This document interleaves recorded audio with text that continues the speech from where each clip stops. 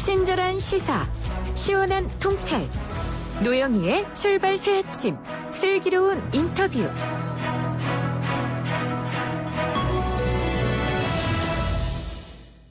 태양절을 비롯해서 20일 동안 모습을 드러내지 않았던 김정은 국무위원장이 지난 1일에 순천 인비료 생산기지에 나타났죠. 3주간 뜨거운 감자였던 김정은 건강 이상설에 대해서 홍현익 세종연구소 수석연구위원과 연결해서 이야기 나눠보도록 하겠습니다. 박사님 안녕하세요. 네, 안녕하십니까. 요즘에 바쁘셔요. 네.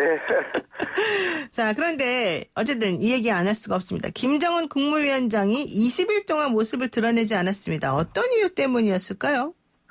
네, 지금까지 나타난 모든 정보를 종합해 보면 코로나19가 평양에까지 이제 들어와서 김정은의 그 호위하는 그 호위사령부 요원이나 아니면 그 측근 중에 누가 발열 증상이 있어서 그 위원장 동지가 이게 걸리면 안 되겠다 싶어서 대피하시라 그래서 원산에 가 있던 게 아닌가. 이게 아마 한미 정보당국이 종합하면 아마 그런 결과로 생각하고 있었다고 봅니다. 그러니까 김정은 국무위원장이 뭐 심장 이상설 때문에 시술을 받았다 안 받았다 이런 것보다는 네. 북한 같은 경우에는 코로나19로 인해서 격리하는 기준이 우리는 2주지만 거기는 3주잖아요. 그러니까 네네. 3주 정도를 기준으로 해서 아마 모습을 안 나타낸 거다. 20일 정도는 3주 정도 얘기가 되니까. 이제 그렇게 네. 보는 게 좀 더 합리적이다. 이렇게 보네요. 요즘에는. 네. 그리고 북한이 공식적으로는 환자가 한 명도 없다니까 김정은이 환자도 없는데 피신해 있다 그러면 우스꽝스럽잖아요. 그렇죠. 그러니까 발표를 할 수가 없죠. 그런 사정이 있었을 거라고 저는 봅니다. 그러니까 왜 모습을 안 나타내는지에 대해서 우리 위원장 동지가 코로나 때문에 뭐 격리돼 있습니다. 이렇게 말할 수는 없으니까 그냥 그렇죠. 왜냐하면 환자가 없는데 뭘 피하냐 그럴 거 아니에요. 그렇죠. 국내외에서 다 그러겠죠. 네. 그런데 그 지난 1일 날 나타난 모습을 보고도 아직도 네. 건강 좀 이상한 것 같아. 그리고 다리를 저는 것 같아. 뭐 이런 식으로 얘기하는 분들도 있더라고요. 체중이 체중은 오히려 더 늘어 보이는데. 그렇죠. 근데 이제 부축받지 않고 혼자서 일단 걷고 테이프도 혼자서 끊고 그다음에 공장 내부도 다 걸어서 시찰을 했고. 네. 그다음에 이 담배도 일부러 피우고 그런 거 보면은 뭐 속이나 밖이나 다 멀쩡하다 이걸 과시를 했는데 그게 무슨 과거에 2014년에는 41일 만에 나타나서 지팡이를 짚고 나타났는데 네. 이번엔 지팡이를 일단 안 찍었잖아요. 네. 체중은 여전한데 그래서 그 과체중 때문에 조금 뒤뚱이는 게 아닌가 그렇게 보고 또 손목에 점이 있어서 거기서 구멍을 뚫어가지고 심장에 수술하는 스텐스 시술이 있는데, 네. 그것도 정확하게 그 위치는 아닌데, 그래도 그 위치에서 못하는 건 아니다, 이러는데, 그런데 제가 중시하는 거는 설사 스텐스 시술을 받았다고 해도 그거는 가벼운 수술이거든요. 네. 그러니까 우리가 이렇게 대대적으로 보도할 필요까지도 없는 내과 의사가 하는 그 시술이기 때문에 제가 볼 때는 그리고 특히 청와대에서는 한미 당국의 정보를 종합해서 수술이나 시술도 한 게 없다 이렇게 하고 있으니까 일단 지금까지 맞는 게 청와대 발표잖아요. 그럼 그렇죠. 지금 정부의 발표를 계속 믿는 게 옳다라고 저는 봅니다.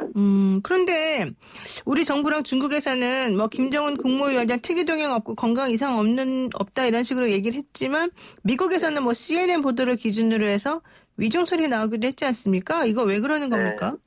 이게 일련의 자기 존재감을 과시하려고 하는 여러 가지 개인과 단체들이 연속적으로 행동을 하면서 뉴스가 점점 더 커지고 과대 포장되고 그런 경향이 있어요. 처음에는 전문가가 저도 태양절에 김정은이 참배를 안 해서 네. 이상하다. 정권이 물론 수립된 지 지금 김정은이 집권한 지 거의 10년 되지만 그렇다고 해도 할아버지는 국부인데 참배를 안 하는 게 좀 이상하다 이렇게 생각을 했어요. 네. 그러나 그거 하나만 가지고 참배를 사실 안 할 수도 있는 거죠. 왜냐하면은 그 김정은이 작년에 헌법을 개정해가지고 완전히 그 국회 그 최고인민회의 대의원회의도 나오지도 않잖아요. 국회의원 우리식으로 치면 국회의원도 안 하고 완전히 그 초국가적인 권력을 지금 갖고 있거든요. 그러니까 네. 이제 한 10년쯤 돼서 할아버지하고 차별화를 시도한다고 생각할 수도 있고. 그렇죠. 근데 아까 처음에 제가 말씀드린 대로 코로나19 때문에 위원장의 그 신변이 위태로울 그 건강이 심각하게 위태로울 가능성이 있기 때문에 주변에서 만리해서 안 간 것이다. 저는 이렇게 보고요. 그리고 이제 그간에 이렇게 안 나오고 이랬던 이유 중에 하나가 굳이 뭐 자기가 좀 쉬러 갔는데 나올 이유가 없는 거죠. 한국이나 미국에서 온통 난리를 친다고 하더라도. 네. 그리고 이제 그 보도가 이렇게 점점 커지는 거는 어떤 전문가가 아무래도 안 나온 게 신변에 이상이 있다라고 이제 전문가가 얘기를 했고요. 그렇죠. 그걸 받아서 기다렸다는 듯이 데일리 NK라고 탈북자들이 하시는 그 언론 매체가 있는데 거기는 북한하고 북자만 들어가면 무조건 기사화하는 데거든요. 근데 거기서 무슨 소식통 뭐 해가지고 그 김정은의 신변에 대한 어떤 그 건강에 대한 정보는 김여정과 김경희 그리고 최측근에 있는 몇 명만 알 뿐이지 아마 부총리 정도도 모를 거라고 이제 보는데 그거를 이제 한경북도나 이런 평안북도에 있는 그 소위 대북 정보통이라고 하는 분 얘기를 들어서 하는데 우리 같은 민주사회에서도 저 제주도에 있는 사람이 대통령의 내밀한 그 지병 같은 걸 어떻게 알겠습니까? 네. 근데 그거를 그냥 대북 소식통이라 그래가지고 더군다나 약간의 위조 가능성이 있다라고 보는 게 그 구체적인 고유명사를 내가면서 묘양산에 있는 그 어떤 진료소에서 했고 평양의 무슨 병원에서 주치의가 갔다 이렇게 하는데 오히려 그렇게 정확한 정보가 나온다고 하니까 저는 더 안 믿었어요. 구체적인 내용이 나오는 게 이상하다. 예. 믿게끔 하려고 일부러 그렇게 만드는 게 아닌가 저는 그렇게 보고요. 네. 그런 정보가 나오면 그 정보를 흘린 사람 무조건 처형입니다. 그래서 요번에 그러한 그 데일리 NK가 나오고 그거를 근거로 미국 CNN인데 무슨 정보가 있겠어요? 본래 없는데 대북 정보통이라고 하는 한 사람 인터뷰해가지고 그 사람도 뭐 한국에서 나오는 전문가 얘기를 듣고 그런 얘기를 하고 그래 점점 커지는 거죠 뉴스가. 그렇죠. 그러다 보니까 한국의 국회의원들이 또 이제 탈북자 국회의원들이 뭔가 존재감을 나타내야 될 거 아니에요. 네. 이북에서 왔는데 북한의 사정을 누구보다 내가 잘한다. 그러니까 자기들 나름의 무슨 또 한경북도 또 누구랑 또 통화하고 뭐리고 아니면 만약에 북한의 짐이란 정보를 갖고 있다면 그분은 탈북자가 아니죠.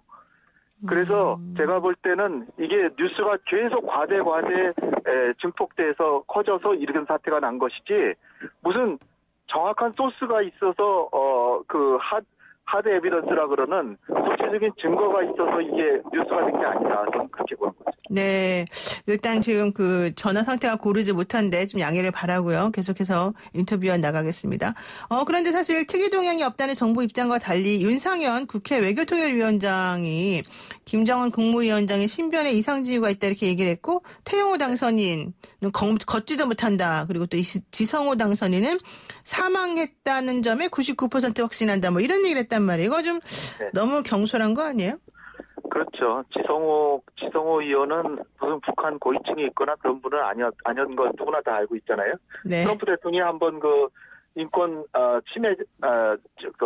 인권 탄압을 당한 사람이라고 대표적으로 옆에 한번 세워준 것이 그 사람 이력인데 물론 국회의원 당선자지만 당선자라 해도 더 좋은 정보를 갖고 있는 건 아닌데 자기 존재감을 드러내려고 그렇게 얘기했던 것 같고요. 네. 태영호 당선자와 함께 국회에서 세미나를 했습니다. 근데 태영호 당선자는 김정은은 일어서지도 앉지도 못한다 이렇게 보고 있으니까 네. 그런 얘기들을 듣고 윤상현 위원장은 본래 대북 이제 보수적인 생각을 하시는 분인데 더군다나 태영호가 북한에서 이제 영국 대사관 공사까지 한 사람이니까 이거 맞겠다 싶어서 조금씩 더 나가는 거죠. 그리고 나중에 가서는 지성호 씨는 아예 99.9% 죽었을 가능성이 크다 이렇게 얘기하셨는데 저는 속으로는 저분이 저 말을 어떻게 주워 담을까 걱정이 되더라고요. 근데 이분들이 사실은 국회의원 당선자신 분이란 말이에요. 지금은 당선자지만 좀 있으면 당선인으로서 국회의원 활동을 할 텐데 이렇게 되면은 모든 종류의 정보에 접근할 수 있는 권한이 있는데 앞으로 좀 걱정스럽다 이런 얘기하는 분들이 많더라고요. 네, 제가 제일 걱정스러운 거는 그분들이 누군가 통화하고 뭐 했을 거 아니에요? 네. 근데 김정은은 이 시기를 통해서 서방과 한국에서 자기가 없어진 거에 대해서 대단히 보도하는 것에 대해서 은근히 즐기면서 그렇다면은 내가 거의 죽었다라는 정보를 흘려서 그 정보가 나가는 소스를 파악해서 그 정보를 찾아내라. 그래서 아마 그 전화하신 분들이 신변이 위태로울 가능성이 있다라고 하는 그런 가능성. 그게 저는 제일 걱정이 됩니다. 그런 분들이 오히려 정보를 계속 줘야 되는데 사실 정보란 거는 정말 눈으로 보거나 그런 정보를 해야 그 우리 국민 대중에게 나가는 정보가 돼야 되는데 사실은 다 첩보거든요. 흘러다니는 소문을 결합해가지고 그걸 하는데 그분들이 저는 안 다쳤으면 하는 바람입니다. 그렇군요. 좀 위험할 수도 있겠군요, 오히려. 자, 그리고요. 이번에 김정은 국무위원장 건강 이상설 얘기 나오니까 김여정 노동당 제1부 부장의 위치가 상당히 좀 높이 올라간 듯한 얘기가 나와요. 이건 어떻게 봐야 될까요? 네, 제가 이제 과거에도 이제 그런 생각을 해봤는데 만약 김정은이 유고 상태로 가면 북한을 누가 통치할 것인가? 그럴 때 김정은으로서는 자기를 제거하면 여타 무슨 군부의 그 수장이 자기를 제거하고 자기가 리더가 되겠다 이런 생각을 해볼 수도 있잖아요. 네. 그러니까 내가 죽더라도 나는 내 백대혈통의 김여정이 나를 대를 이을 것이다라는 거를 조금 더 확실하게 해놓는 게 자기한테도 유리하다.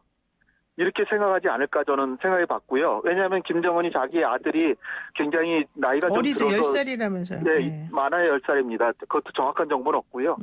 만화의 10살이니까 대를 이을 수는 전혀 없기 때문에 따라서 김여정을 부각시킴으로써 오히려 쿠데타 가능성 그런 걸 막으려고 하는 게 아닌가. 그래서 요번에 김덕훈 내각 부총리 출신으로 당 부장이고 당 부위원장이라서 북한 서열로 한 10위 안에 드는 사람인데 그런 사람보다도 더 안쪽에 자기 곁에 앉게 하고 이렇게 한 걸 보면 아마 자기도 자기가 진짜 몸이 나쁘지 않더라도 혹시 내가 쓰러질 수도 있는 거니까 그럴 때를 대비해서 잠시라도 여정이가 좀 통치하게 해야 되겠다. 그 뒤에는 이제 뭐 어떻게 보면 지금 숨어 있지만 형도 있거든요. 김정철이라고. 그렇죠. 김정철 편다는 형이 있죠. 제가 보기엔 인도에서도 인디라 간디 총리 살해당하고 나서 아들이 전혀 정치에 관심 없는데 총리까지 했었거든요. 그런 거 보면 제가 보기엔 김여정만 주목하고 있는데 김정철이 정치에 관심이 없다고 하더라도 나설 수도 있고 그리고 그 배후에 또 역할하는 사람 중에 우리는 김여정만 계속 보는데 김경희가 중요한 사람이 아닐까 전 봅니다. 아, 그래요? 김경희요? 김경희가 그 집안의 가장 수장이잖아요. 그래서 자기 조카가 다스리고 있는데 김일성의 딸이고요. 그러니까 김경희를 좀 더 열심히 봐야 된다. 그래서 김평일은 이제 내부 기반이 없으니까. 김평일은 좀 어렵고요. 격가질해서 그쪽으로 가는 거는 과거 조선시대의 서자 이런 그런 개념이 북한은 일제시대 거쳐서 바로 또 다시 김씨 왕조로 간 거잖아요. 네. 그러니까 그런 개념으로 그들은 보기 때문에 김평일 가능성은 좀 크지 않다. 이렇게 봅니다. 그렇군요. 아유, 오늘 뭐 여쭤볼 게 많았는데 할 수 없이 여기서 정리해야 될 것 같습니다. 오늘 말씀 감사합니다. 네, 감사합니다. 네, 지금까지 홍현익 세종연구소 수석연구위원이었습니다.